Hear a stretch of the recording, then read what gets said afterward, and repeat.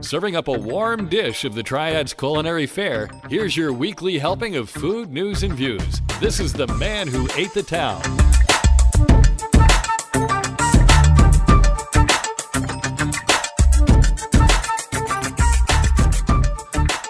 Hey folks, and welcome to episode 203 of the Man Who Ate the Town podcast. This is for the week of June 21st through 27th, 2021. My name is Tim Beeman. My name's Ray Morgan. And we're opening the recipe trunk. Oh, it didn't happen. Let's try that again. There we go. Recipe trunk is better. I like that. Yeah. Yes. We are recording this episode of The Man Who Ate the Town in the Less Desirable Studios in the Lab Industry Hill. We are practicing social distancing using Zoom, sponsored by Bull's Tavern. If you're listening to us on your favorite podcatchers like Apple Podcast, Stitcher, or Spotify, or anything like that, we'd appreciate a like, a follow, a rating, all that stuff. Subscribe. It would help us tremendously.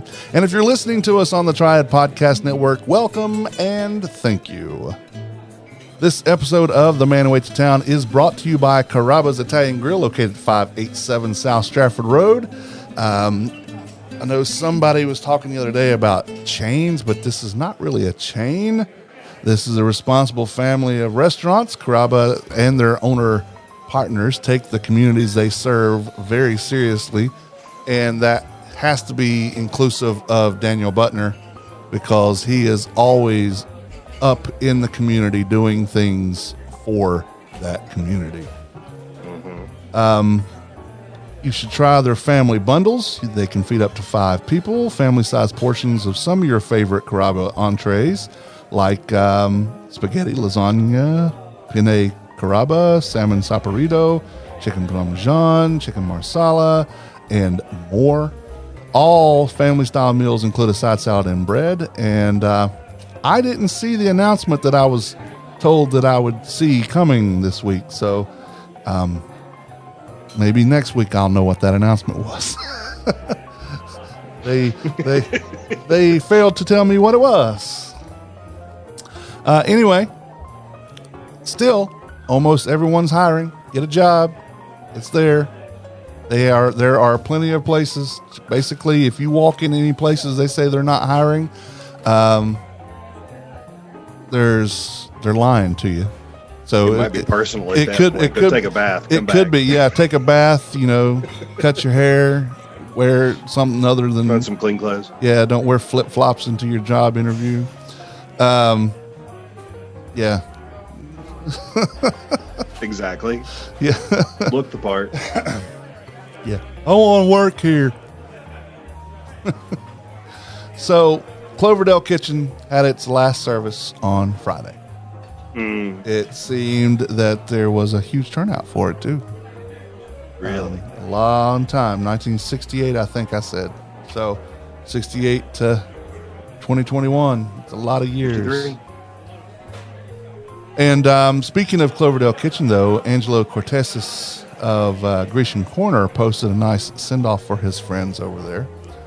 And he says, "Hi, Facebook friends. I wanted to share a few thoughts and salute my friends at Cloverdale Kitchen.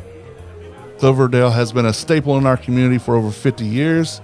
I hate to see it close, and I will definitely miss it. But their competition, you might say. No, I've never looked at it that way. I always saw them as friends and neighbors trying to feed their families, just like I am. I spent my childhood at that restaurant because my father was a partner there with Johnny and Dino's father, George, and another man, Angelo Cortesis. Johnny and Dino did a fantastic job carrying on the legacy of Cloverdale Kitchen, 2 class act human beings who were always willing to help me when I needed to borrow a gallon of mayonnaise or a sleeve of cups. I've known these guys my entire life. In fact, their mother still lives a few doors down from my parents. I understand their exhaustion, and I also understand their heartache in deciding to close such an institution. I assure you they lost sleep over this decision. Being a restaurant owner is not easy, and although I'm sad to see the restaurant close, I'm happy the guys get some much-deserved rest and hopefully move on to something a little easier. Johnny and Dino, I salute you for serving this community with passion and dedication, just as our fathers did. I wish you both all the best, and I thank you for your friendship. Warmly, Angelo. Wow. What a great message. Yeah. Yeah. Found something interesting. Both of them are Greek-owned restaurants. And someone was telling me, I forget who it was telling me, but they were telling me they had gone to some place that was a Greek-owned restaurant, and the person there was not regularly working there. They said, "Oh no, I'm here because the church called me." It turns out that in the Greek community, if you're a Greek-owned restaurant and you are short-handed, you call the church, and the church has a call list. You know, this place needs you. Go help them out. And they go. Wow. Look at that. I'm going to tell you, and I've said this probably before, especially after hanging out with the Michael family that are, owners of Chin Chin Yamas, Waldo's and Mama Zoe Michaels. If I could wish I was anything other than me, I would wish to be Greek, because that community is unlike any other community that I've ever seen.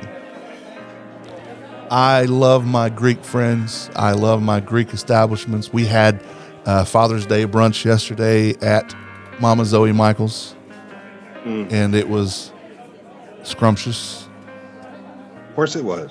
Only the second time I've ever eaten there, and it was well worth it.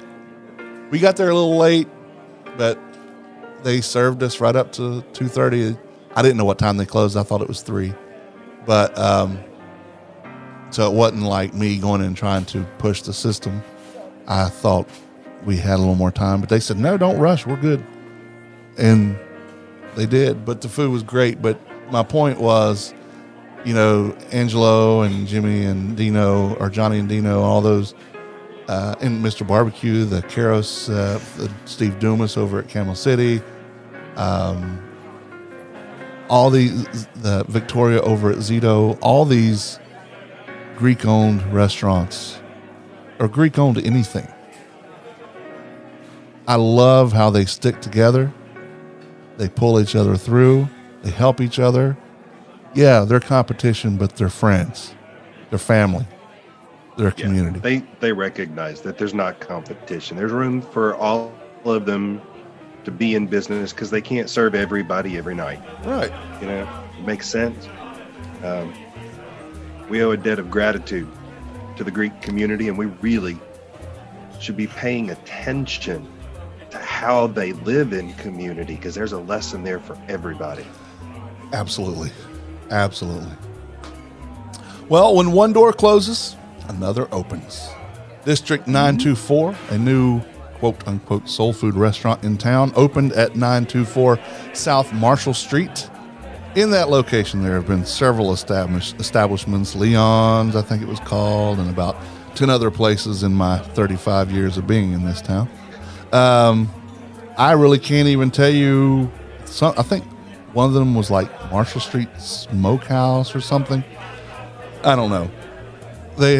None of them have lasted long enough to impress me one way or another. So I'm hoping since things are starting to expand from just the center of downtown and move a little bit south of Business 40, south of Salem Parkway, that this will be a good place for people to go.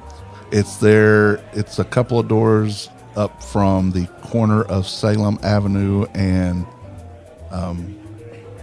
Marshall. So where the Arc Center is, and the Enrichment Center, all those things. Is if Carolina Hops and Vineyards ever opens back up, it's just a couple of doors up from that. So very close to Old Salem. Oh yeah, very, very close. It's right there where the roundabout is. Well, it's right across the street from the Visitor Center. So from the Old Salem Visitor Center. Yeah. Right. on the other side. Yeah. Yep. Yeah, not the old Salem side, but on Marshall, the other side. Yeah. Yeah. Right next to where the appliance place was and where the a farmer's market now happens. The Cobblestone Farmer's Market every Saturday happens there, and Wednesdays too. Yeah. Yeah. It's good to see that end of downtown getting some spark. Yeah. I have sent an email to them because until this morning I couldn't find a phone number. There's a Facebook ad that has the number on it, but I sent the email, so hopefully I'll get to talk with them soon. And I invited them to come on this show to talk about 924 South Marshall Street. I mean, when you said District 924, what I heard was District 9. I was like, well, wait a minute, wasn't that the sci-fi movie? It was. I have not seen that, but I know that it is. It's interesting. Most of them are. Just leave it there. All right. Well, Washington Perkin Provision Company is located at 301 West 4th Street. You'll find a little bit of everything there: a chip corner, a deli to get your sandwiches on the go, fruits, veggies, meats, dairy from local sources, bingo, bango sodas, Wolfie's custard, a wall of beer and wine, and more. Washington Perk is better than a convenience store, not quite a grocery store. On Facebook, Washington Perk, or at Washington Perk _DTWS on Instagram. This is not their ad, but this week's themed Thursday at Diamondback Grill is an art show featuring Robin Churn. There will be an art demonstration with the opportunity to purchase local art going on there. Don't forget it's heavy hors d'oeuvres with a cash bar if you want something other than what they're displaying. And it's from 5:30 to 8:30. It's $25 with proceeds going to benefit the Community Care Center. Gatsby's opened up a few weeks back, and after spending a lot of money to get the place looking nice, it seems that someone thought it would be a great idea to carve 5150 into the newly refurbished tables, or at least one of them. People suck, man. Most of the time, I really love people, but sometimes like this, I really hate people.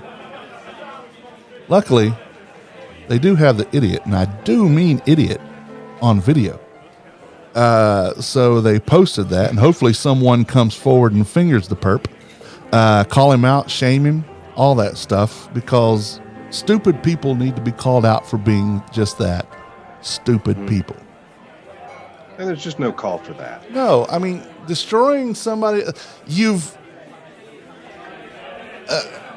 presumably have not been able to go out to do a lot of things, either because you adhered, which I kind of doubt with this, adhered to the mandates, or because the places that you wanted to go adhered to the mandates.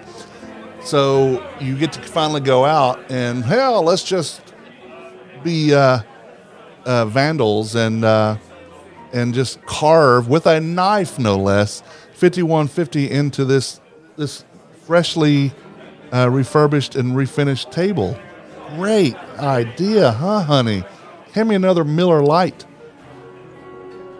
I just it's times like this. We couldn't see them anyway. They had their camo on. Yeah. Yeah. I just want to punch him right in his ovaries for that. I cannot stand vandals. I mean, there's no sense. There's no reason. Yeah. I mean, if he had been wronged, and well, I'll show them. But just carving 5150, I mean, maybe he's a Van Halen fan, but still, that's stupid. So if it's you and you're listening and you know you did that, you're an idiot. You're just an idiot. All right, sorry. Back to the regularly scheduled podcast. Mojito Latin Soul Food is your go-to Cuban and Latin-inspired restaurant. Their Cuban sandwich, their Cubano, is hands down to me the best sandwich in town. All the flavors punch you right in the tongue, and the sandwich is made in the tradition that Michael Mion grew up with down in Miami. Mojito Latin Soul Food does reservations, takeouts. They have a rather large outdoor patio and Mojito does reservations to surrounding businesses such as Fiddlin' Fish, Broad Branch, and Wise Man. Check them on their Facebook page and Mojito Latin Soul Food. I'm wondering if they deliver to Gas Hill as well, the upper part of Ramcat. You would think they would. Yeah, I'm sure that they'll go to Wise Man. Yeah, they have to pass by it to get there. Presumably, they're going to go down the steps there at Wise Man. So let's go with it. I'm going to say yes. Yeah.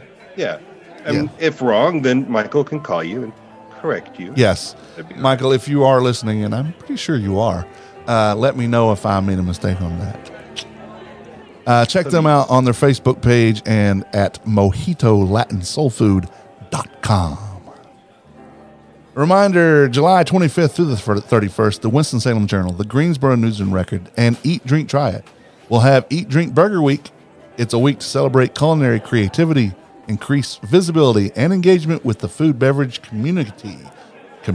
Let's say that again. And drive, dine in, and carry out orders with a little healthy competition. So participating restaurants across Triad will prepare a unique and delicious off-the-menu burger available for 1 week only. They may decide to keep it there if it goes over well. These chefs will create an $8 masterpiece, and again, not on the regular menu. That will be vetted in advance to make sure that no two burgers are alike. Patrons will eat, drink, and vote online for their favorite burger via a QR code. So the people have to be there to vote for it. It's not just one of the local entertainment magazines where people can vote as often as they want from the comforts of their own home.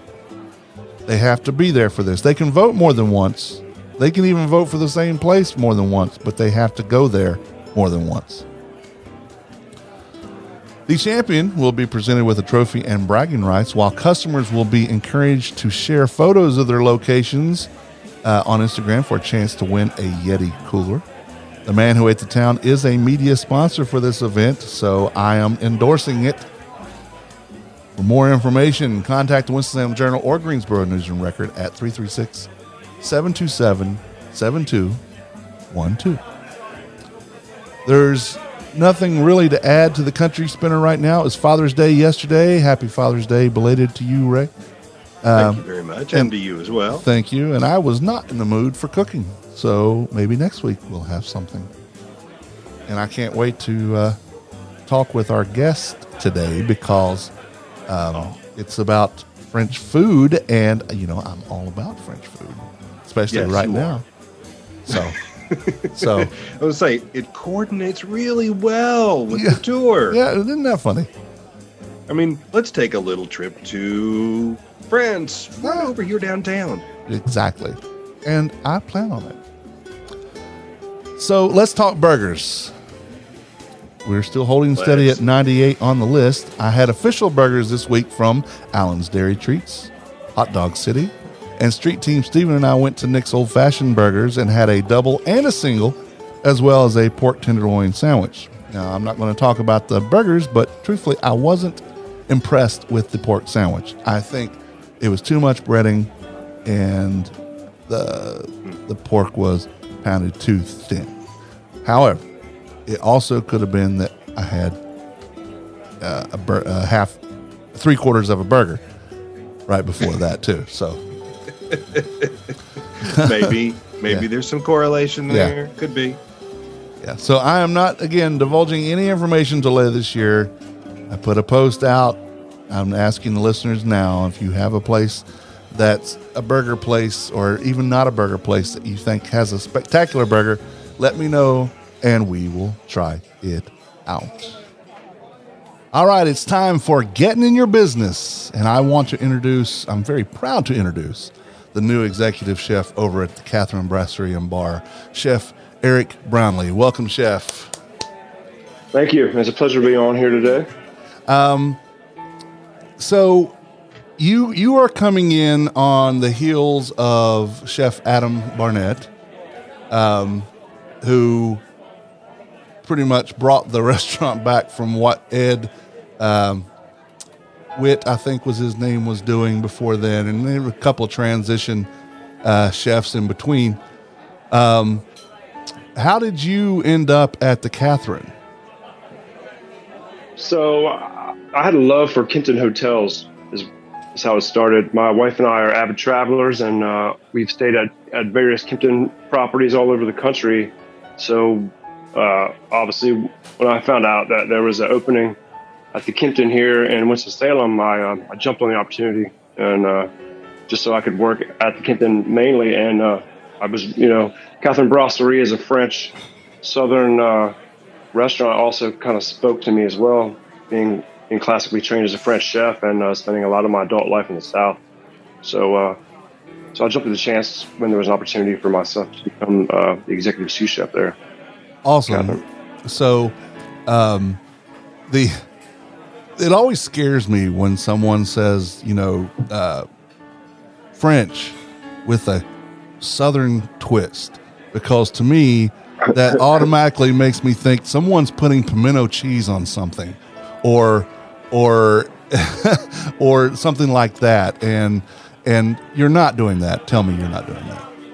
I'm not doing. No, I have used pimento cheese, obviously, from time to time, when customers demand it for certain occasions. But, right. But no, when I say French with Southern, the cooking techniques are French, the dishes are French, but the ingredients might be a little more, something that would be way more popular and seasonal in the South.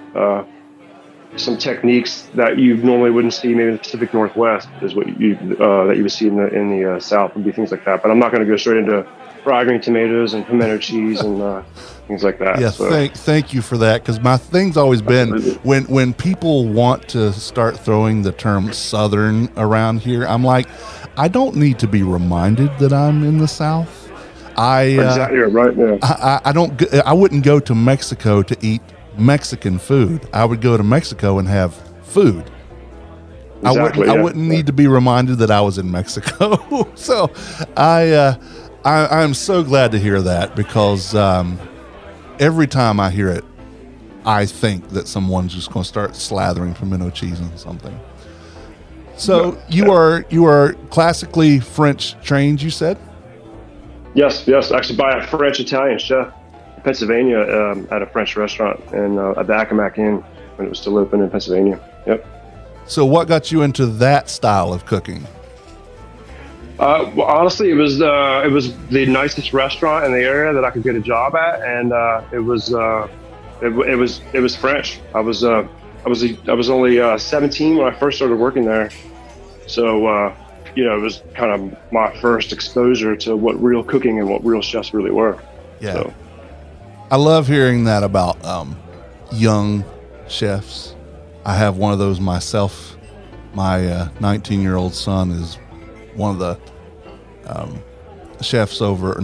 one of the cooks over at Providence for their catering thing, and he's getting a lot of experience over there. And Chef Jeff Bacon, if you haven't met him, you need to, and if you have, you know what I'm talking about. He doesn't throw praise around very often. Not willy-nilly, and he told me that my son is a rock star, and I'm like, yeah, I knew this. Well, it carries a lot of weight coming from Bacon, so yeah, he is an awesome guy. Yeah, he is. So, what kind of ideas do you have for the Catherine? Have you started implementing while you're over there? So I'm not trying to do anything crazy and reinvent the wheel just now, but I do want to try to bring back some more local farmers and purveyors. Actually, we're working with a hydroponic grower to possibly grow some stuff just for us, like a Catherine blend. Sure. So I want to have more fresher and local ingredients on the menu. That was, it was fairly difficult to link up with everyone during the pandemic. So it's becoming a little easier for that now. And I kind of want to help educate the town with with other restaurants and chefs to kind of up the game here in Winston-Salem and kind of get people to get more involved with the food they eat and the kinds of food they eat, and see if we can push a little more classical French dishes out there, and see if we can gain some traction with things like foie gras and bone marrow, perhaps, that we really don't see a lot of traction on right now when we try to put it on the menu. But a lot of that, I think, is just a little hesitation on the local population, and maybe not as much exposure as they should be getting, I guess. Right, and kind of want those things. I have to say, and this is not me bad mouthing my fellow eaters here in Winston-Salem, but I think we have the opportunity in this town, even more so than Greensboro, to be the premier culinary destination of the state. And the thing that holds us back is us. You nailed it right there. Yep. Because, Greensboro has a very diverse field of international cuisine that everybody over here complains that they don't have in Winston. And when we do get something, then there's something wrong with it. Like, oh, I don't want that. I thought we were talking about, French fries. I thought we were talking about, crepes. And I thought we were talking about whatever. But it seems like this town wants a whole lot of stuff until it gets it, and then it doesn't want it anymore. And I hate seeing that, because that's one reason I believe that there are very few adventurous restaurateurs that come through here to open something different, because if it's not Italian or Mexican or Thai, then they don't want anything that's outside of Southern. And again, we don't need to know that we're in the South. I think all of us know where we are. I'm pretty sure at least 99% of us know where we are. We don't need some kind of reminder. No, we sure don't. And like you said, there's plenty of pimento cheese out there already. And so I feel comfortable taking a few gambles here and there and rolling the dice and putting some things on the menu that I might not sell right away. But, if I can get a few people on board with it, and, we can grow it from there. And luckily the Kimpton also supports us moving forward in that direction. And being a hotel, we also have the advantage of having some travelers from out of the area that will help move those things also. So, well, that's what I was going to say too, is that the Kimpton themselves, the Kimpton company, are not afraid to step outside of a box. So I'm sure they don't mind when their restaurants don't conform to, I don't like to say local pressure, but not, So, the what they consider the norm. What kind of menu items are you talking about? What you said, foie gras and bone marrow, but what things are currently on the menu? Well, so right now I have, and I've actually seen a bit of an increase on it in the interest and sales with things like escargot. That were kind of slumping before. Now again, this is the South. I did consider frog legs, for a time period. I don't know how well that'll do, but again, that would be a Southern ingredient, but cooked in a French manner as well. But they have them in France. I've been to Paris, and they had frog legs on them. Absolutely. Yeah, absolutely. Sure do. Yeah. But you can also get local ones as well. So, but yeah, I mean, mainly like the like those dishes like that, or maybe a pot of foo, perhaps. That's prepared table side. It's very similar to like a Vietnamese pho soup, but it's kind of rooted in France. I think something like that would go over wonderfully here. But again, it would take a little bit of education on the local population to kind of get them involved and kind of want to go out for those types of things. Well, that's why you have me. Yeah, right, exactly right. Yeah, so when we do the tasting. Yes.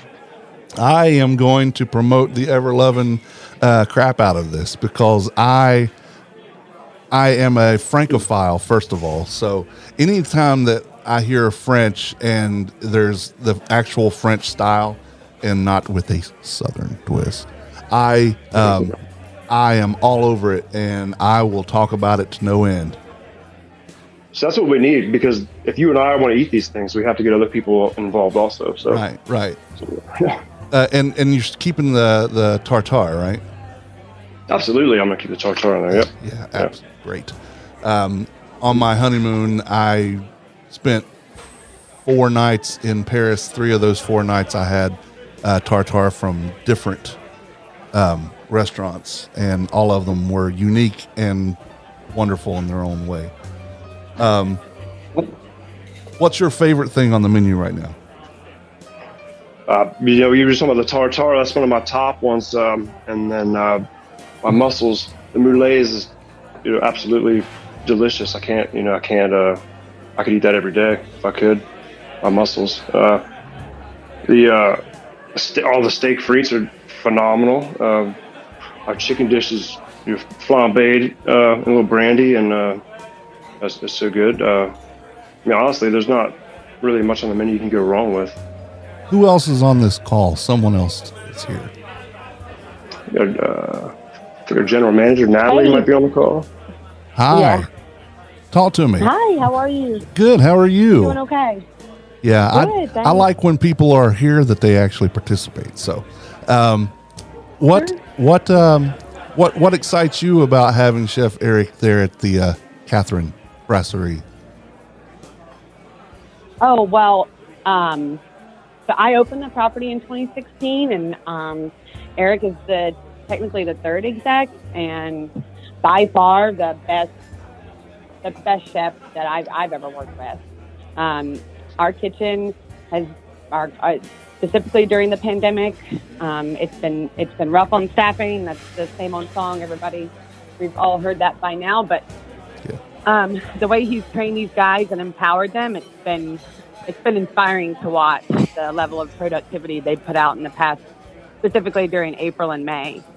So for that, he's also not a loud personality in the kitchen. So he teaches in a manner that provides confidence to his employees, and they take initiatives on their own now, and that's kind of a tone that he's set. So for that, I'm appreciative. He's big on food quality. He does everything with integrity and all the way from scratch if possible. Obviously, the pandemic has affected that, but if it's not going to be done in a way that he's proud of, he'll go another route. So respectfully, I can appreciate that, because I can stand behind that product in front of the guests, be it an event or at the bar or in the dining room, and know that we're doing the best that we can. Well, the Catherine, since you guys opened, have been one of my favorite places in town, and with any place, you had your ups and downs, and I am glad to hear you say how excited you are about this chef. I can't wait to get in there. Have we met before, Natalie, you and me? We have, okay. Yeah. I was thinking we have, but yeah. I think. Go ahead. I'm so sorry. No, please go ahead. No, you go. I know you.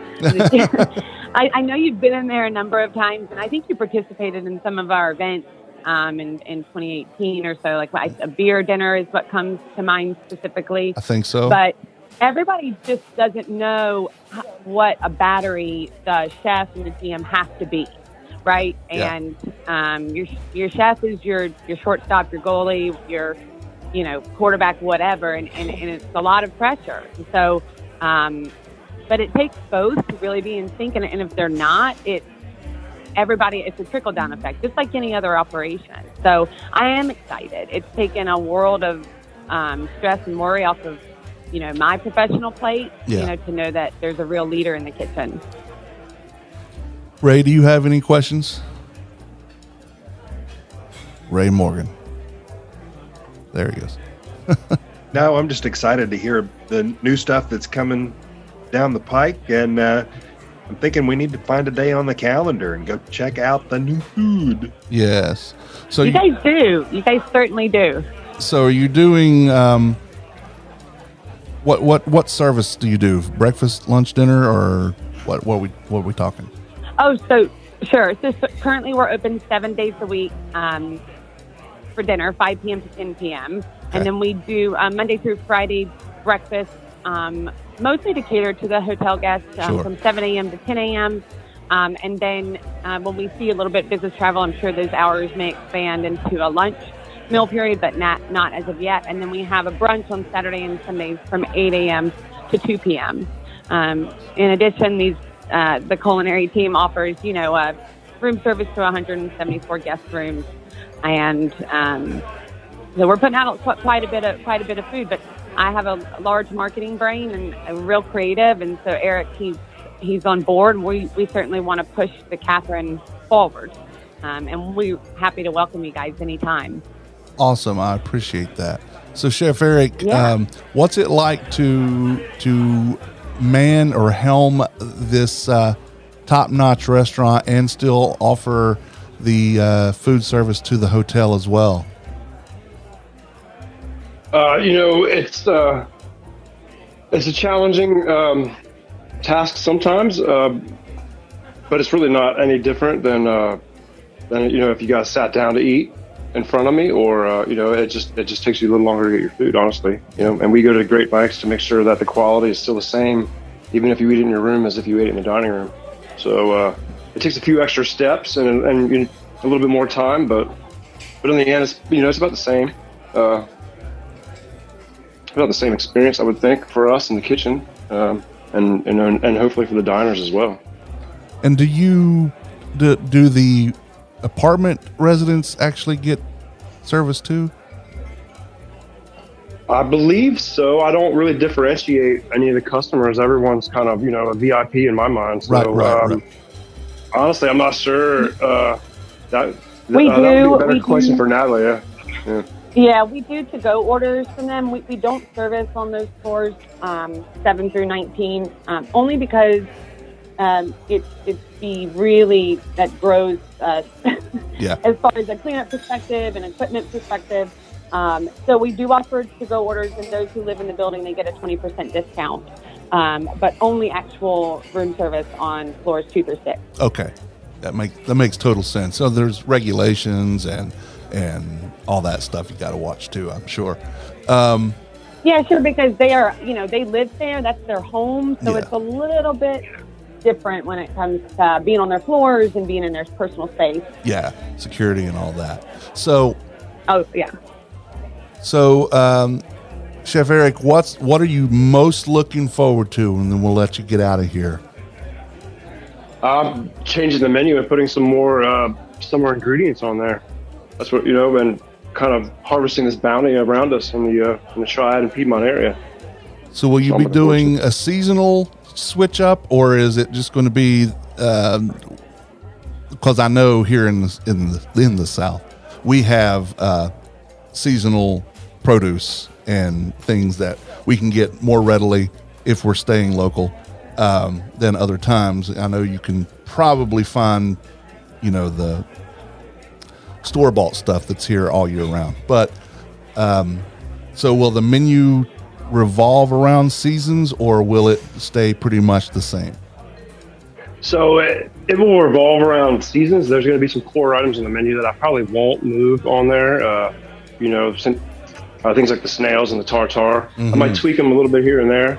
But as far as the menu goes, I'm about to overhaul it completely, for the most part, for the summer, and then I will make small changes throughout the seasons.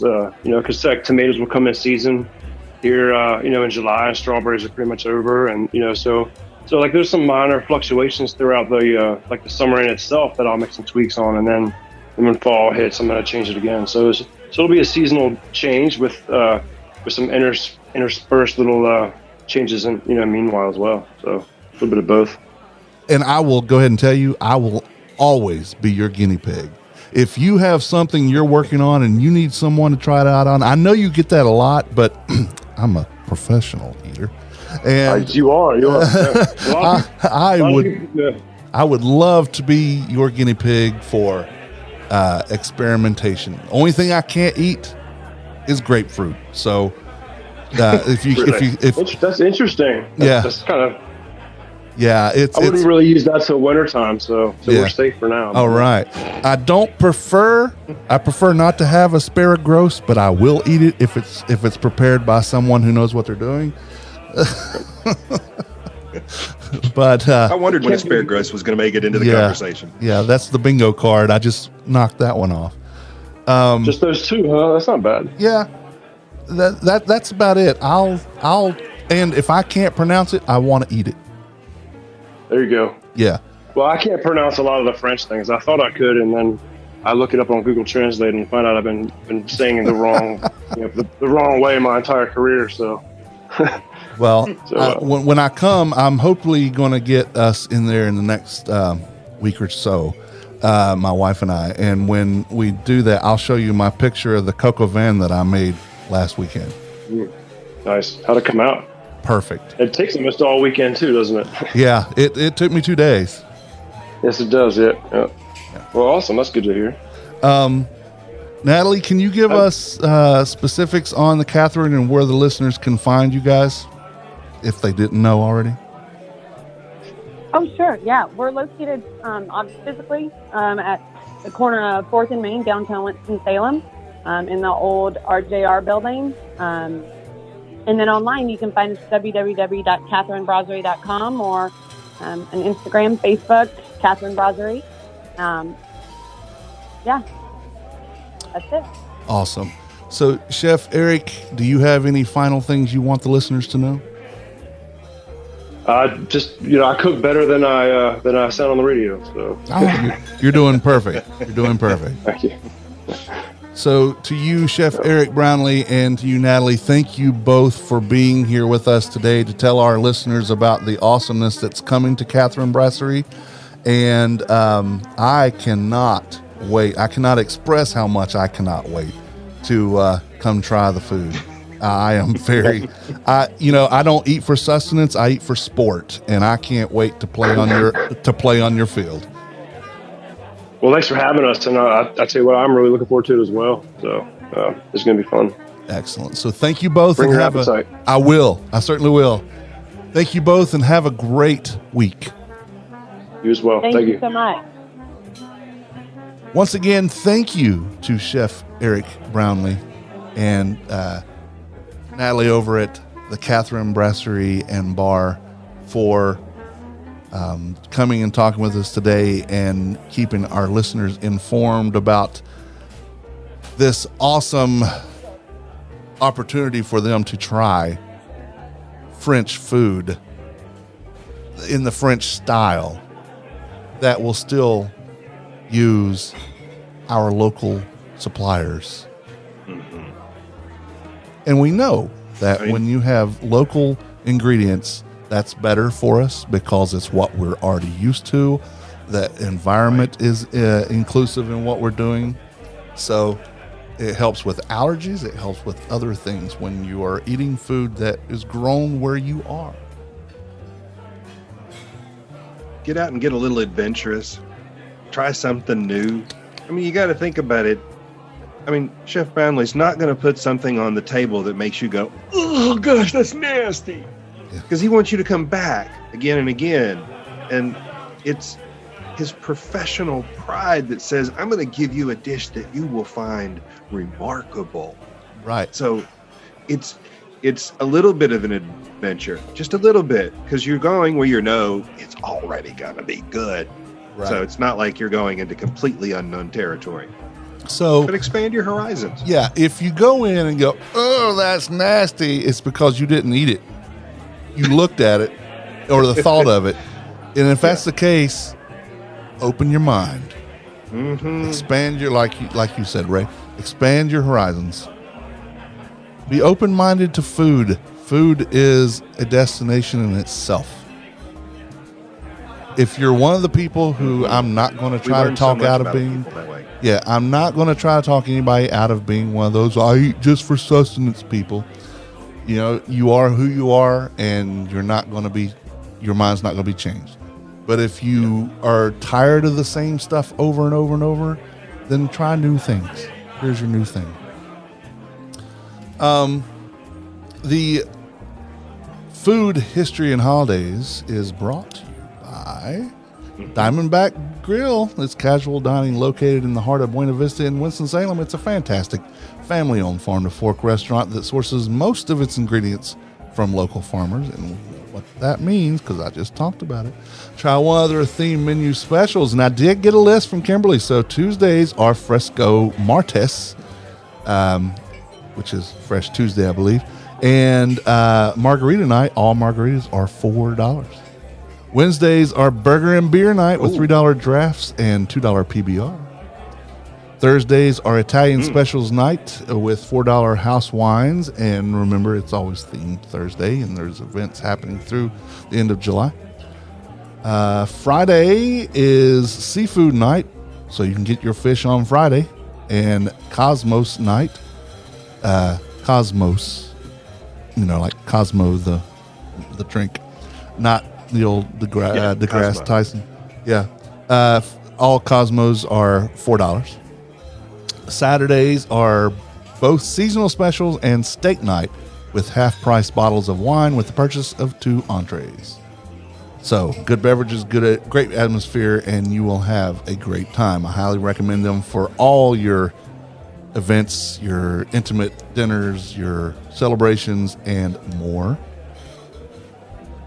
Diamondback Grill is at 751 Avalon Road. Find them on the web at diamondbackgrill.com and on Facebook and Instagram. To make reservations for this event, call 336-722-0006. Today is the 21st of June. It is my parents' 53rd wedding anniversary. Well, congratulations, Mr. and Mrs. Beeman. That's remarkable. That's awesome. And it's also the 35th anniversary of the day that I moved here. Oh, well, there you go. Yeah, we moved on their 18th anniversary. Packed up a dump truck and about 5 or 6 other personal vehicles, and the Clampetts came south. And ended up the truck, and they moved to Winston-Salem. yeah. Tar Heels, that is. So I guess today's my Tar Heel day, right? Yes, the day you officially became a Tar Heel. Yeah. So I'm going to do something a little bit different today. I'm going to go through and just talk about the holidays that we're going to have this week, because I have an appointment I've got to make here in the next little bit. And oddly enough, what I'm going to do is pick up peaches from a company in Georgia who wants me to try them out and cook with them and do other things. And it's the Peach Brothers, and talk about them. So it's in a promotional thing, but I can only pick it up today from 12:30 to 1:30, and it's 12:53 right now.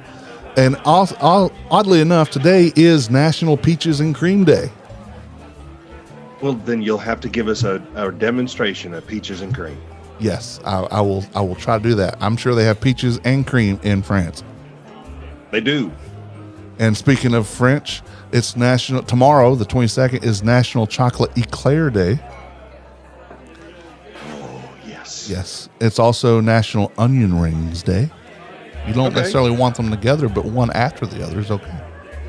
The eclair after the onion rings works just fine. Oh, yeah. The 23rd is National Pecan Sandy Day. I like them. Love those. The 24th is National Pralines Day. So the day after, the Pecan Sandy is Praline Day. Which is pecan. So I think their industry's doing a really good job this week of reminding us about pecans. Yeah. So pralines is a form of confection, typically butter and or cream, brown sugar, and pecans. So there you go. The 25th is National Catfish Day. And let's see why. 1987, Ronald Reagan officially proclaimed it as National Catfish Day in 1987. And National Strawberry Parfait Day. Yeah. So as Chef Eric just said, strawberries are on the way out. So get them now. I was going to say, why'd they wait so late in the season to put it as parfait? Okay. Yeah. Maybe it's just pureeing it and getting rid of it. Maybe. The 26th. What's your favorite flavor pudding, Ray? Oh, what?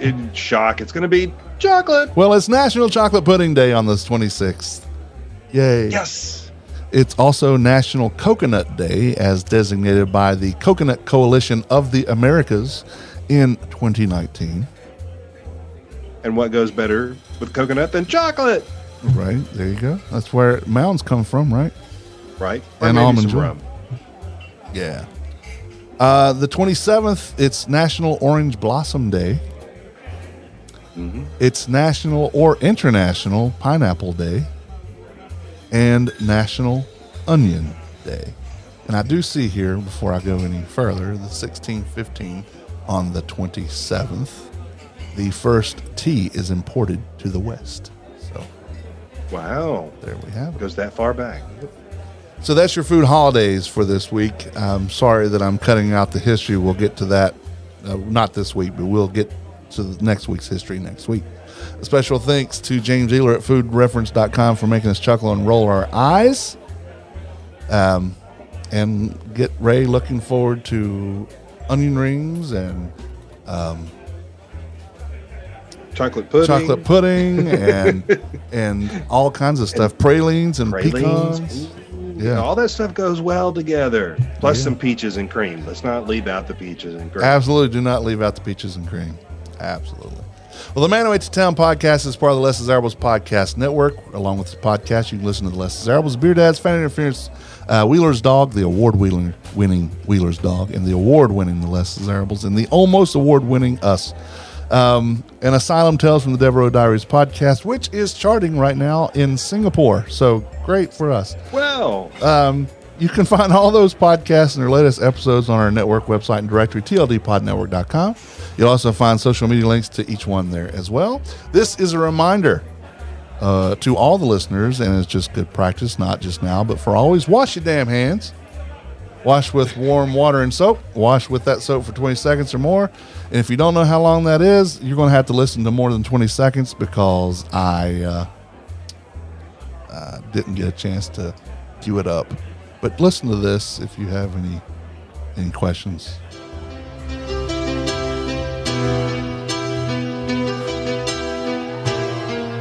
so that's me on the piano.